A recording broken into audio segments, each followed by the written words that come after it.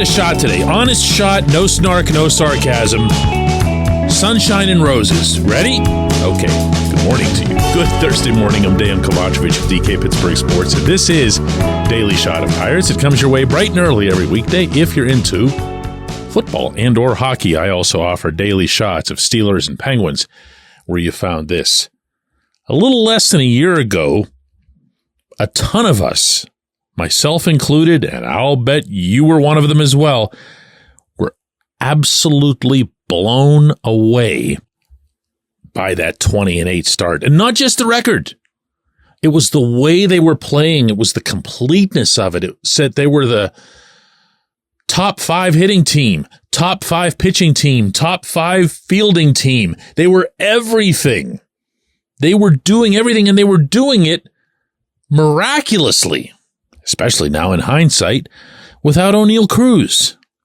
So you never know. You never know. And a lot of people, again, myself included, were made to feel pretty stupid for a few weeks. They're coming off 100 losses. They'd made a couple additions, but nothing excessive. And losing Cruz, like that all by itself, should have been the death knell. But there it was. So it is possible. The unthinkable can happen.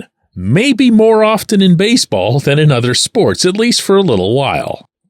So that's what I'm going to try to do today. I'm going to try to put something together that makes not 20-8 and not any sort of astronomical forecast for glory or anything like that, but just a really good season. What would that look like and how would it happen? I'll start, and I won't elaborate on it because I did a full episode on it this week, by reminding everybody that Cruz is coming back. And if Cruz comes back all the way, that's a pretty big factor. I'll then throw in the one asterisk that I have before I get serious, and that's that Ben Cherington still has to get more pitching. He has time. I don't know how much time. But regardless, he's got to get it done. And let's presume, since everyone involved has acknowledged that they need to get more pitching and that they intend to get more pitching, that they're actually going to get more pitching. All right.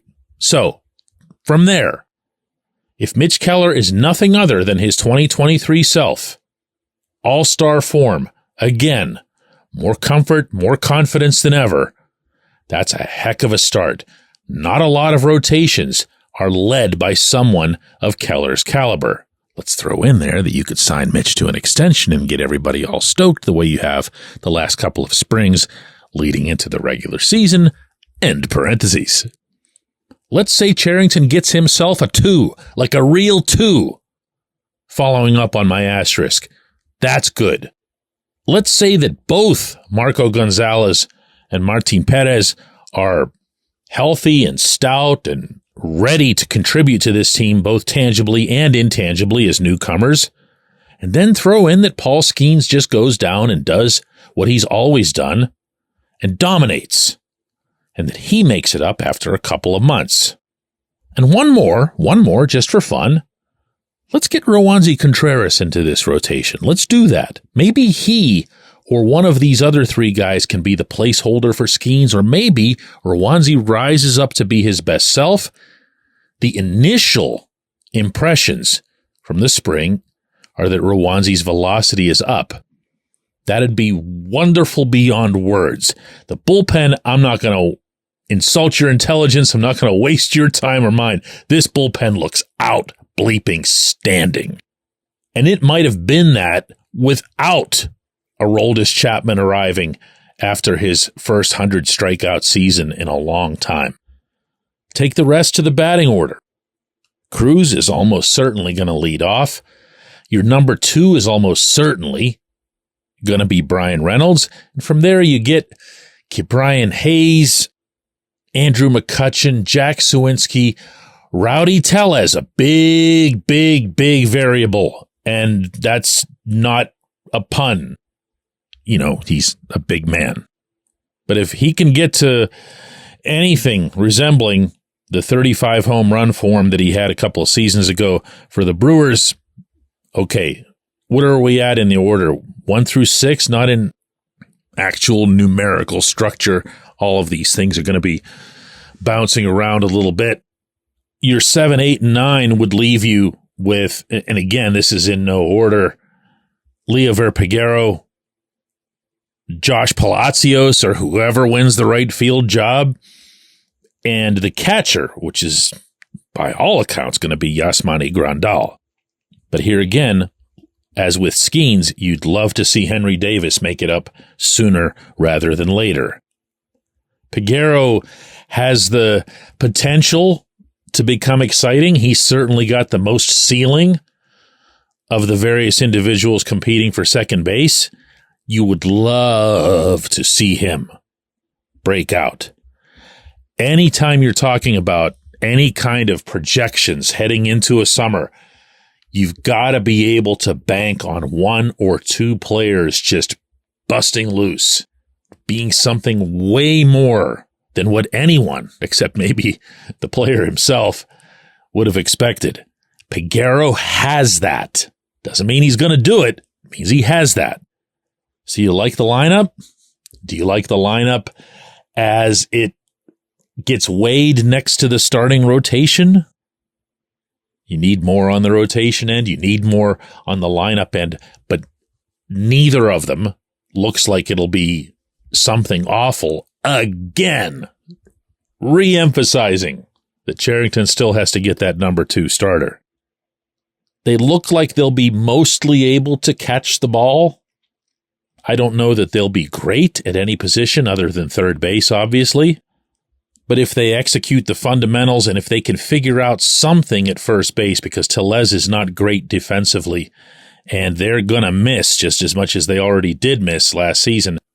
Carlos Santana's Gold Glove over there. So, yeah, again, no snark, no sarcasm. I'm making an honest effort here. It'll be a lot easier when that second pitcher, that number 2 pitcher, is in the fold. Maybe I'll try it again after that. When we come back, J1Q. This portion of Daily Shot of Pirates is brought to you by our friends at North Shore Tavern that's directly across Federal Street from PNC Park. It's home of Steak on a Stone, an eating experience, underscoring the word experience. The steak is brought to you partially cooked on an 800-degree stone, and you do the rest. It's a ton of fun, it's a great meal, and it's a baseball atmosphere like no other in Pittsburgh. North Shore Tavern, right across Federal Street from PNC Park.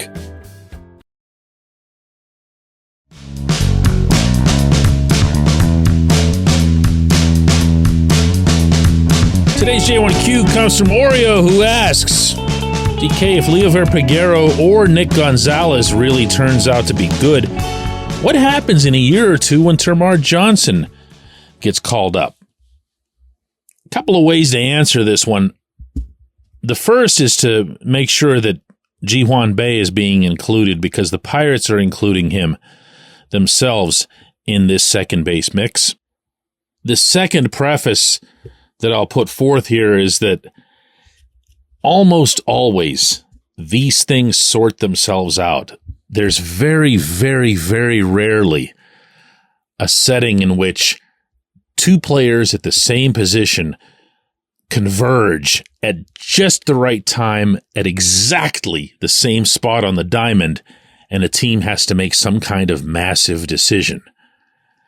The most prominent example is one that we just went through over a whole year.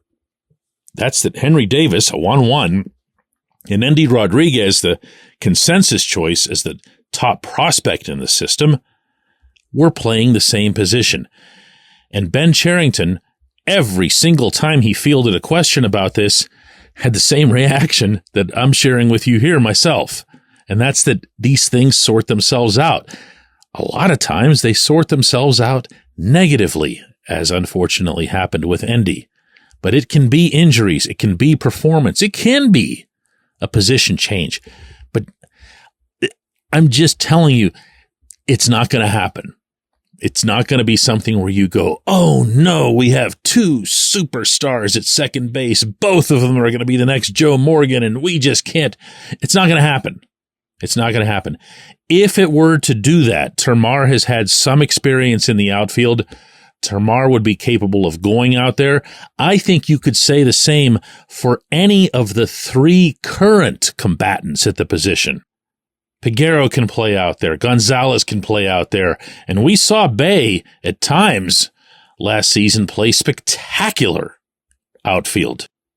All you want to see from any of these kids, trust me on this, please, is for them to hit. Just hit. Find your way onto the field via the bat.